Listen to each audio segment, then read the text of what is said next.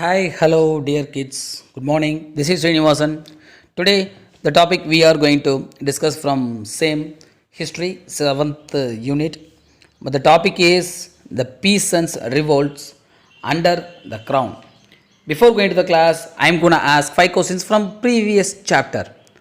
Doctrine of Lapsi was introduced by Das. Question number 1.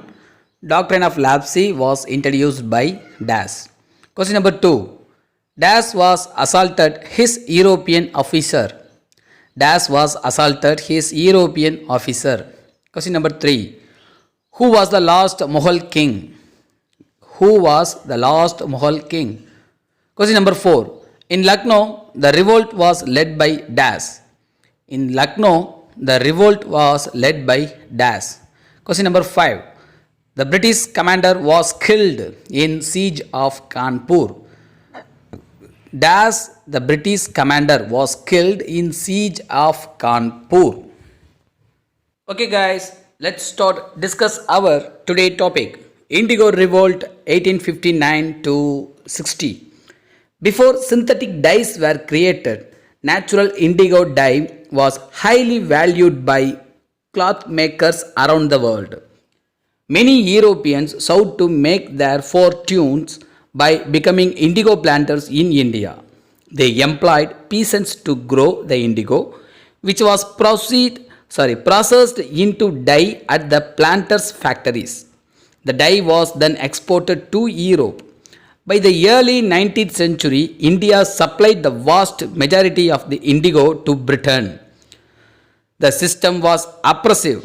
The peasants were forced to grow the crop.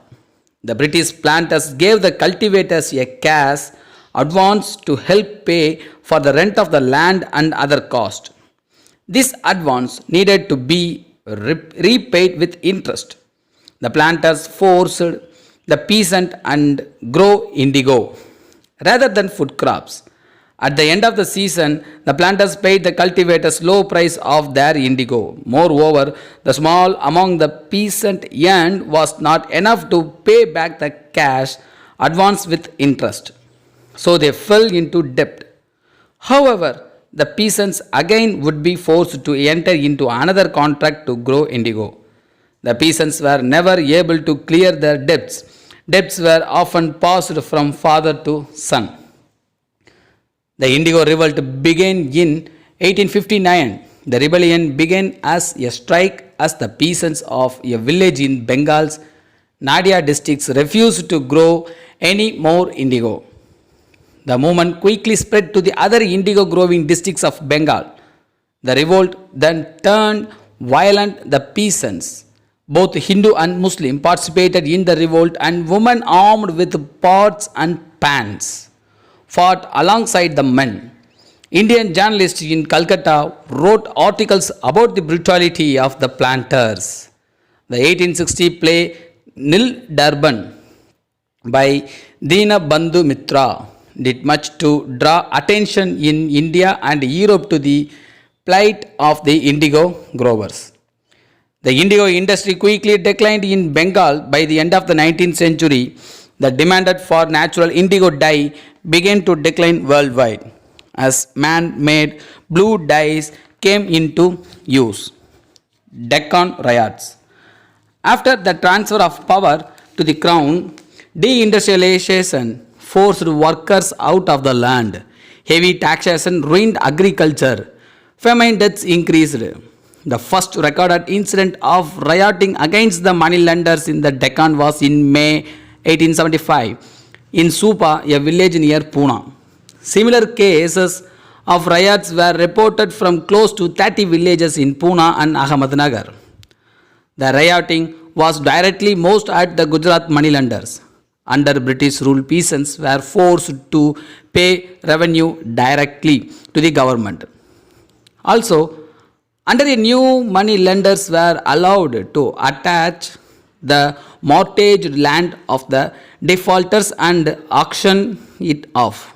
This resulted in a transfer of lands from the cultivators to the non-cultivating classes, trapping in the vicious cycle of debt and unable to pay the outstanding amount. The peasant was forced to abandon cultivation. According to the anthropologist Kathleen Go, British rule brought disruption and suffering among the peasantry, which was more prolonged and widespread than had occurred in Mughal times. Ranajit Guha writers agrarian disturbances in many forms and on scale ranging from local riots to warlike campaigns spread over many districts were endemic throughout the first 3 quarters of British rule until the very end of the 19th century. Thank you guys. Our lesson came to an end. I will meet you on following videos. Bye bye from Srinivasan. Love you all. Take care.